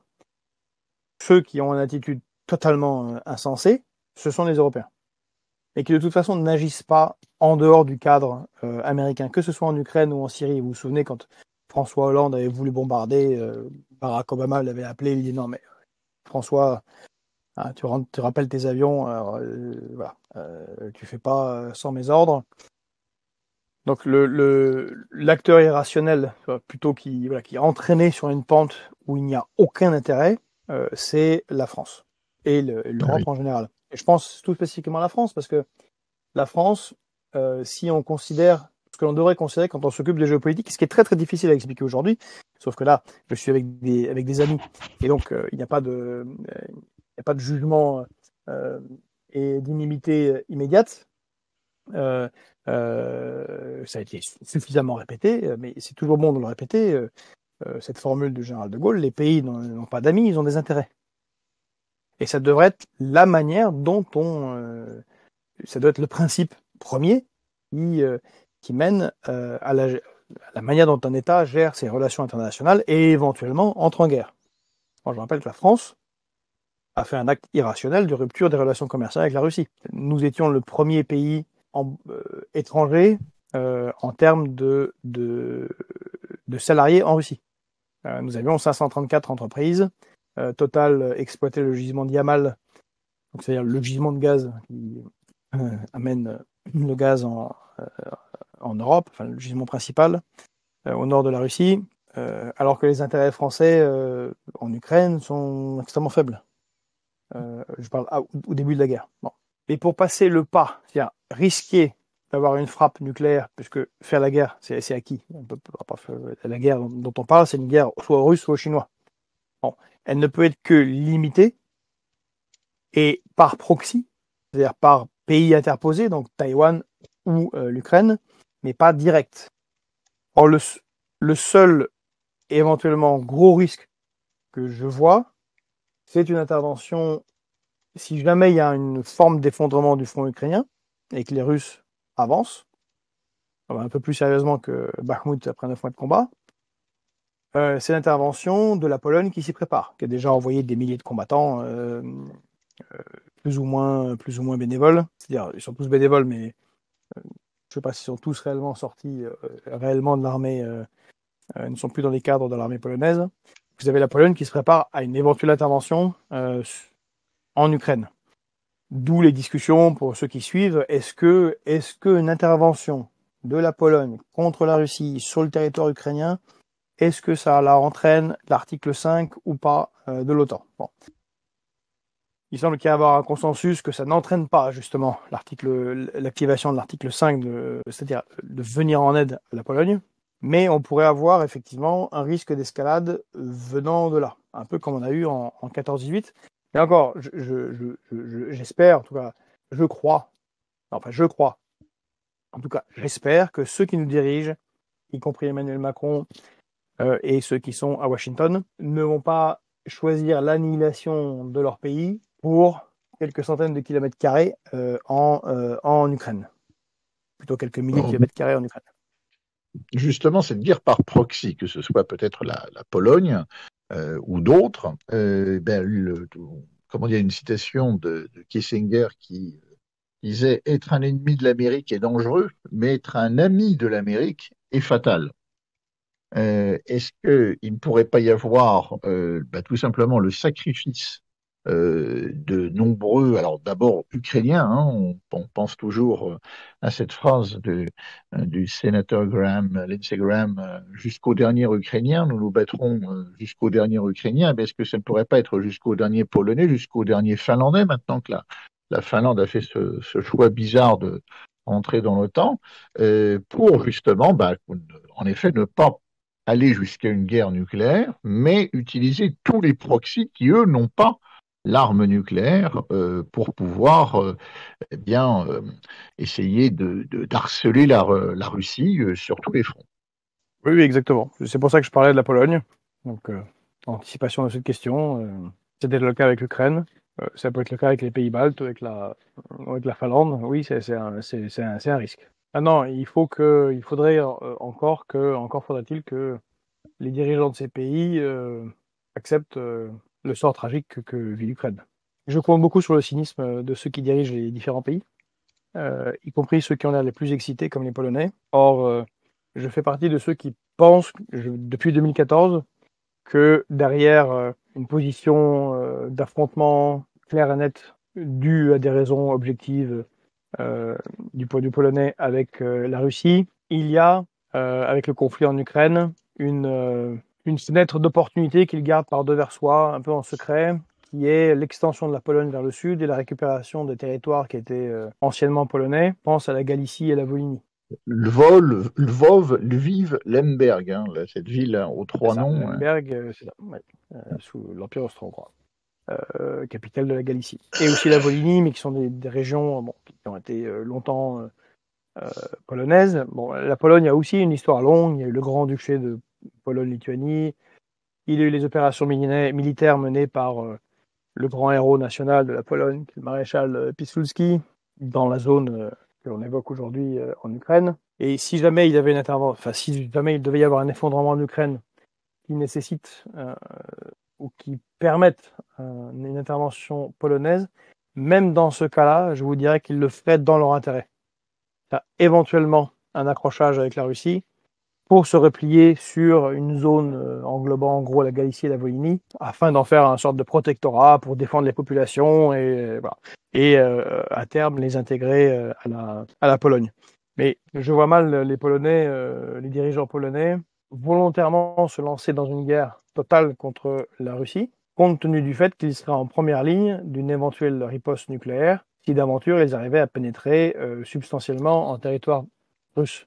C'est toujours ça, je reviens toujours à ça, la dissuasion nucléaire. Tant que vous avez la dissuasion nucléaire, ça devient très compliqué. C'est pour ça que, je répète ce que je vous ai dit au début, ce qui ennuyait énormément les Russes, c'était cet accord, ce bouclier antimissile mis en place en 2012 sous Obama. Et qu'ils y ont riposté, entre autres, par le développement des missiles hypersoniques. Donc, compte tenu de cela, et compte tenu d'une certaine rationalité des acteurs, je ne pense pas qu'on puisse se retrouver dans une situation de guerre totale conduisant à une troisième guerre mondiale. Mais déjà, si on a une guerre de proxy, plusieurs guerres de proxy, ça peut être Taïwan, ça peut être la Finlande, ça peut être les Pays-Bas, les secousses que cela produit également sur l'économie mondiale sont de nature à non seulement perturber nos vies, mais à les rendre pas déplorables comme si on était dans une guerre directe, mais très difficiles. En effet. Une autre, une nouveauté de cette guerre, alors pas tout à fait, parce qu'on avait déjà vu des acteurs privés dans la guerre d'Irak avec Blackwater, mais c'est le fait qu'il y ait maintenant des milices type Wagner, et en face il y avait aussi des milices type Mozart, je crois, et même, je crois, à un moment des Français qui s'appelaient appelés Berlioz, je ne sais pas pourquoi, et les musiciens sont mobilisés dans cette affreuse guerre comme cela. Pauvre Mais musicien. voilà, pauvres musiciens.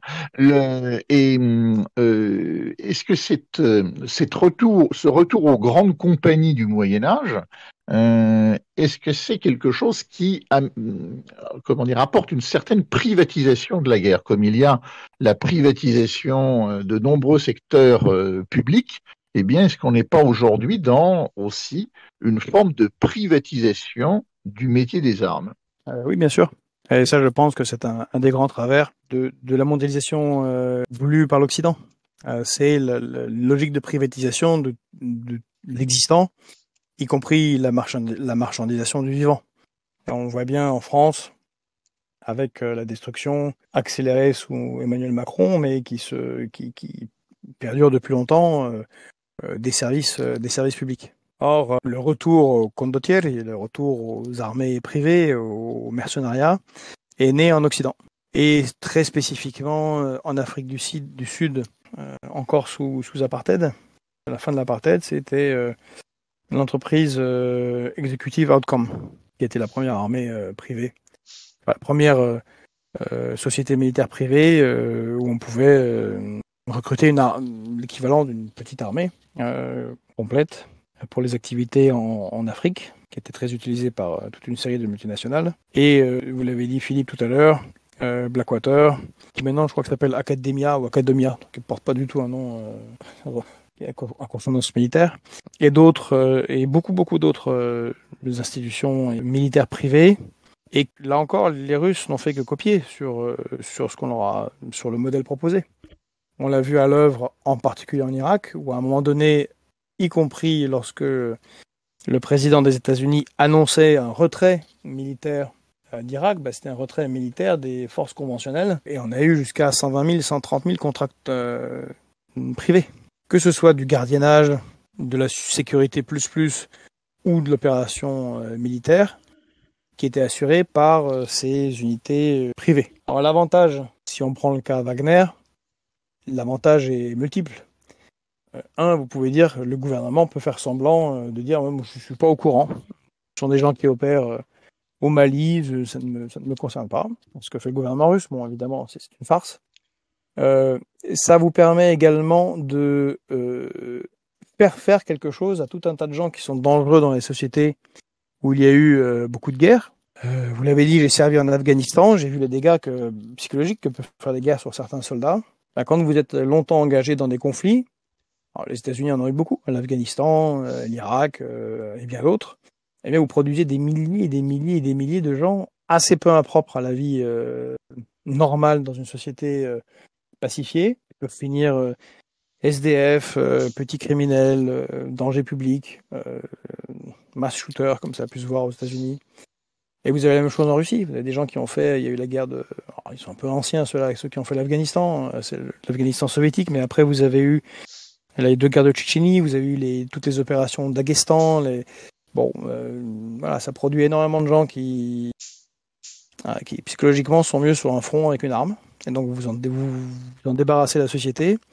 Et dans le cas russe, mais aussi américain, ça s'est vu, ça permet de se débarrasser à bon compte de tout un tas de gens extrêmement dangereux qui sont dans les prisons. Et c'est les recrutements qu'on a vu que faisait Prigojine directement dans les prisons de haute sécurité russe, de promettre la liberté contre un engagement militaire, sachant que vous pouvez vous en servir justement comme chair à canon. La France avait les BATDA. C'était le même principe. On allait recruter dans les prisons pour pouvoir avoir de la chair à canon où personne ne le regrettait s'il y avait des pertes. Voilà, ou en tout cas fort peu de gens. En tout cas, c'est pas médiatisé surtout. Parce que ces gens-là ont des familles aussi, des gens qui les aiment, même s'ils sont criminels, mais ils vont pas le clamer sur les places publiques. Durant la Deuxième Guerre mondiale, en URSS, ça s'appelait les Strafbatniki. C'est plutôt les politiques, mais il y avait aussi des droits communs. Donc chacun sait très bien, quand il rentre dans ce genre d'unité et qu'il sort d'une prison de haute sécurité, ou qu'il est un ancien criminel, assassin ou violeur, ou ce que vous voulez, ses chances de mourir sont assez fortes. Mais il y a aussi une chance de ne pas passer 40 ans en prison. Bon, il y en a qui la saisissent. Et donc, pour l'État, ça vous permet de vous débarrasser de ces gens-là qui ont des compétences aussi, entre guillemets, fort utiles dans un cadre de violence extrême. Et que vous pouvez mobiliser sans avoir, effectivement, à rendre des comptes sur leurs pertes, ni à répondre à des mères ou des épouses ou des sœurs éplorées, ou des enfants. Donc oui, les Russes aussi les utilisent de cette manière assez clairement. Oui. Oui, certains disent que la guerre, c'est la destruction de la surproduction relative et aussi la destruction de la surpopulation relative pour pouvoir remettre les compteurs à zéro et permettre à nouveau une phase de croissance. Alors, ça, c'est décevant, parce que la surpopulation en Russie, c'est pas tellement le cas. C'est un de leurs problèmes. Relative. Il faut savoir actuellement que voilà, c'est un des problèmes de l'économie russe, c'est qu'ils ont un chômage qui est très très très faible. Il est aussi entre 3 et 1%. Alors on pourrait trouver ça tout à fait amusant d'un autre point de vue français, que le chômage qu'il n'y ait pas de chômage soit un problème pour un pays comme la Russie. Mais c'est que quand on doit lancer des grosses productions, parce que là ils ont ouvert des usines de semi-conducteurs et ils relancent encore plus l'industrie d'armement, si vous n'avez pas de bras, vous n'avez pas de bras. Voilà. En effet. C'est important la démographie. Alors, il y a Oui. beaucoup de questions que je vais fusionner sur comment dire, un sujet que vous avez déjà abordé, qui est la suprématie du dollar comme cause, remise en cause, qui serait justement ce qui génère aujourd'hui le conflit mondial. Et vous avez cité plein de pays tout à l'heure qui voulaient rentrer dans les BRICS ou du moins voulait être partenaire des BRICS, et vous avez cité le Mexique. Or, selon, je crois, la formule de Porfirio Díaz, c'était pauvre Mexique, si loin de Dieu et si près des États-Unis. Il y a eu, je crois, certains sénateurs républicains, je crois, mais je crois qu'il y a eu aussi un démocrate, enfin, ils étaient plusieurs, à demander une intervention militaire états-unienne au Mexique pour, bien entendu, aller non pas cette fois-ci apporter les droits de l'homme, mais lutter contre le trafic de drogue. Ne serait-ce pas une menace voilée par rapport au président et au gouvernement mexicain d'empêcher ce rapprochement du Mexique avec les BRICS? Je pense très certainement. Évidemment que les États-Unis ne vont pas se laisser faire. D'autant plus que le Mexique est inscrit dans un accord de libre-échange très important qui s'appelle l'ALENA, qui réunit le Mexique, les États-Unis et le Canada. Donc, je pense que là, encore une fois, cette maxime de Porfirio Díaz va se vérifier une nouvelle fois. C'est quand même très compliqué pour le Mexique de se sortir du giron des États-Unis, puisque ils sont accolés la frontière sud aux États-Unis, la frontière nord pour le Mexique. D'ailleurs, Vladimir Poutine avait fait une remarque justement sur les installations de batteries antimissiles en 2012. Il avait dit, mais vous feriez quoi si moi je mettais, et encore récemment par rapport à l'Ukraine, s'il installait des missiles nucléaires ou des contre-missiles nucléaires sur le Rio Grande, qui sépare le Mexique, en partie qui sépare le Mexique des États-Unis. Bon, donc évidemment que les États-Unis ne vont pas laisser faire, d'autant plus que l'actuel président López Obrador a mis un terme à des décennies de pouvoir détenu par le PRI, le Parti révolutionnaire institutionnalisé, qui porte un nom tout à fait génial, j'aime beaucoup, le Parti révolutionnaire institutionnalisé, dont les présidents ont toujours été très coulants, si on peut dire. On a fait OD aux États-Unis. Maintenant, le Mexique a chacun a une histoire longue. Hein. Le Mexique émerge aussi, se renforce, même si c'est un pays très compliqué, où il y a toujours 40% de pauvreté, il y a énormément de morts dues aux guerres avec les narcos ou entre narcos. Mais c'est aussi qu'un pays qui acquiert une certaine puissance, au moins régionale, et qui voit la population de ces anciens territoires qui ont été pris par les États-Unis, je pense à la Californie, au Nouveau-Mexique, au Texas, à l'Arizona, le Nevada, va être de plus en plus peuplé par des populations hispanophones. Et il y a une forme au moins de soft power qui s'exerce de ce point de vue-là par le Mexique. Donc c'est un bras de fer. Et puis, alors c'est vraiment de la spéculation, évidemment. En vrai, je n'en sais rien. Mais vous avez toujours des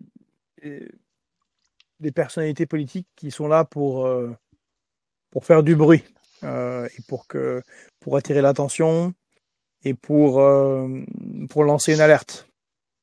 En Russie, c'est clairement des gens comme Medvedev et Prigojine. Bon, il y a surtout Medvedev qui a l'air d'être sous narcotique. Mais les États-Unis ne peuvent pas se permettre non plus de écraser militairement le moindre pays qui aurait de petites velléités d'indépendance, parce que malgré sa puissance militaire, il n'a pas non plus une capacité d'intervention partout sur la planète. Or, le focus américain sur l'Ukraine et la Russie, plus l'attention toute particulière, et en particulier militaire, qu'ils doivent avoir face à la Chine, ça libère des possibilités d'action pour les autres. car ils ne peuvent pas aligner non plus toutes leurs forces de frappe sur un pays, y compris le Mexique, même s'il y a ses frontières et qui est quand même assez grand et très peuplé. En effet. Alors nous arrivons à 2 heures d'entretien. Il y a une question en guise de conclusion. C'est tout simple et en même temps très compliqué. Comment faire aujourd'hui, avec les éléments objectifs de ce monde, pour que la France puisse freiner, voire arrêter ce processus terrible qui nous mène vers la guerre? Faut-il avoir une initiative, par exemple, franco-chinoise au Conseil de sécurité de l'ONU pour exiger des deux côtés en Ukraine un cessez-le-feu, suivi d'un envoi de casques bleus sur la ligne de front? Y a-t-il d'autres solutions? Et faut-il quitter immédiatement le commandement intégré de l'OTAN, puis peut-être plus tard l'OTAN quand les conditions matérielles le permettent? Est-ce que une sortie de l'Union européenne, qui est par ailleurs très utile pour des raisons économiques que nous connaissons tous, mais est-ce que c'est le moment opportun pour le faire?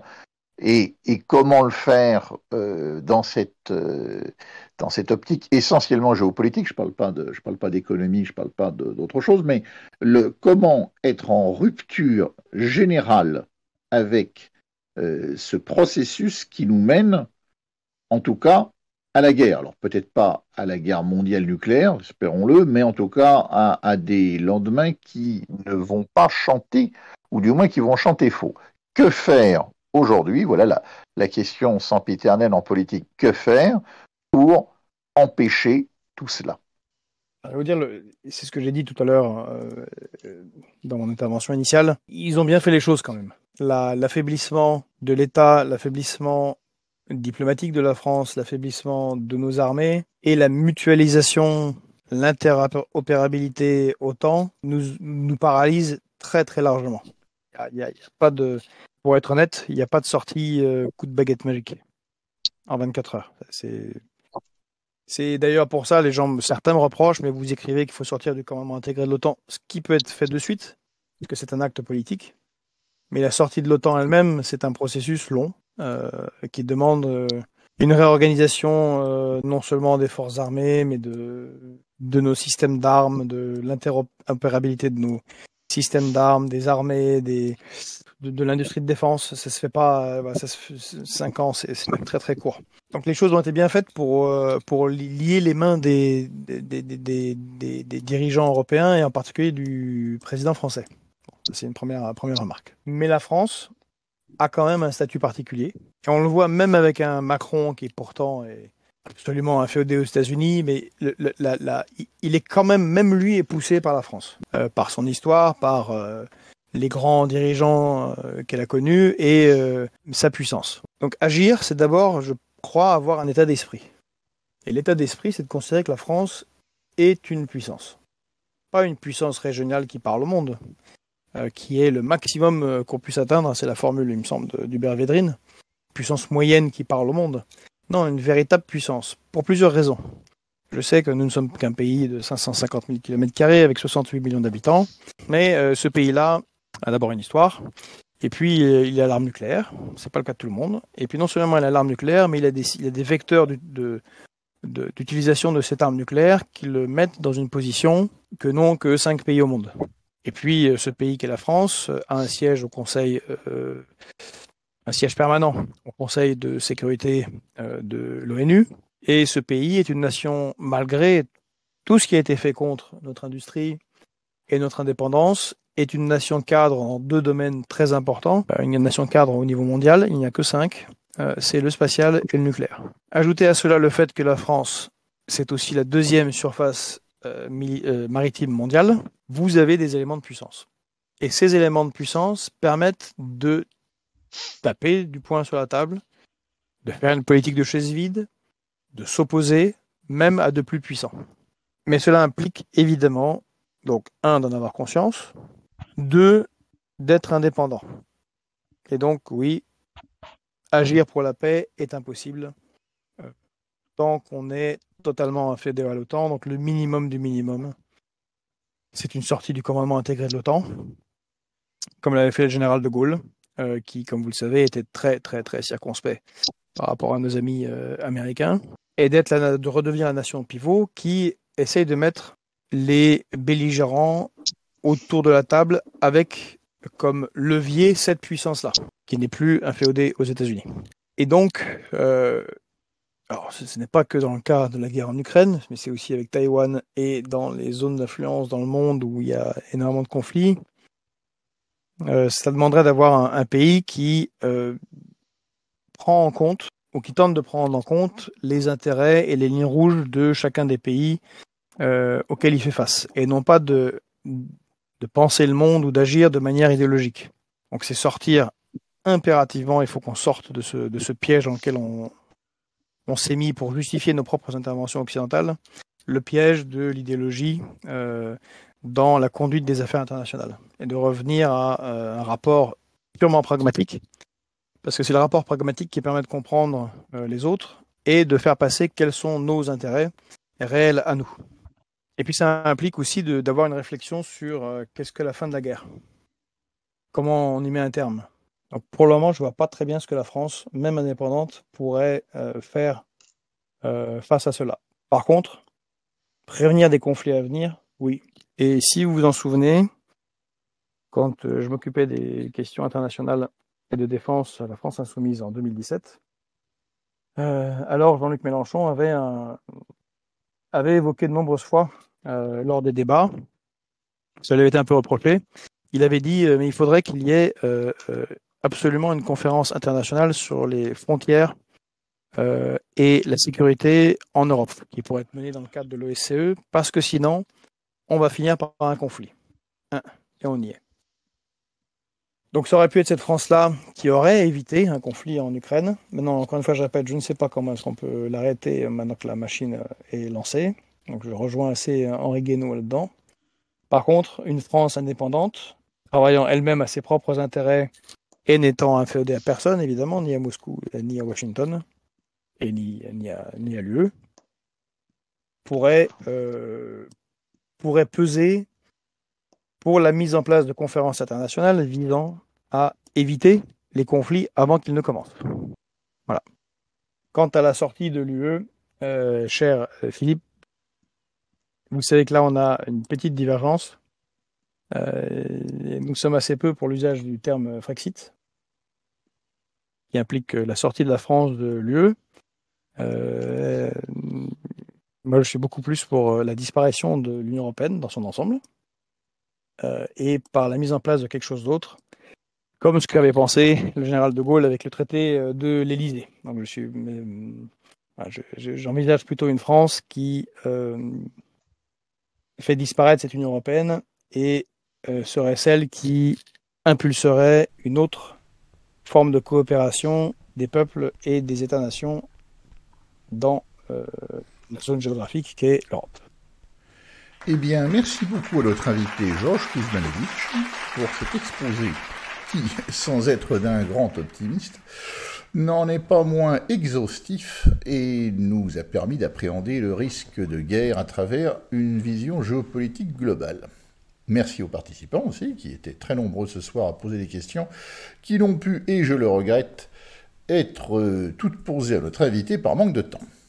Le podcast de cet entretien, comme celui des 10 précédents, sont en accès libre sur la chaîne YouTube de Génération Frexit. Comme toujours, likez, commentez et partagez nos vidéos et podcasts pour améliorer le référencement. Pour celles et ceux qui souhaitent nous aider, vous pouvez réaliser un don ou adhérer à Génération Frexit en vous rendant sur notre site internet. Le lien est en description. Je vous donne rendez-vous prochainement pour une prochaine émission avec un nouvel invité.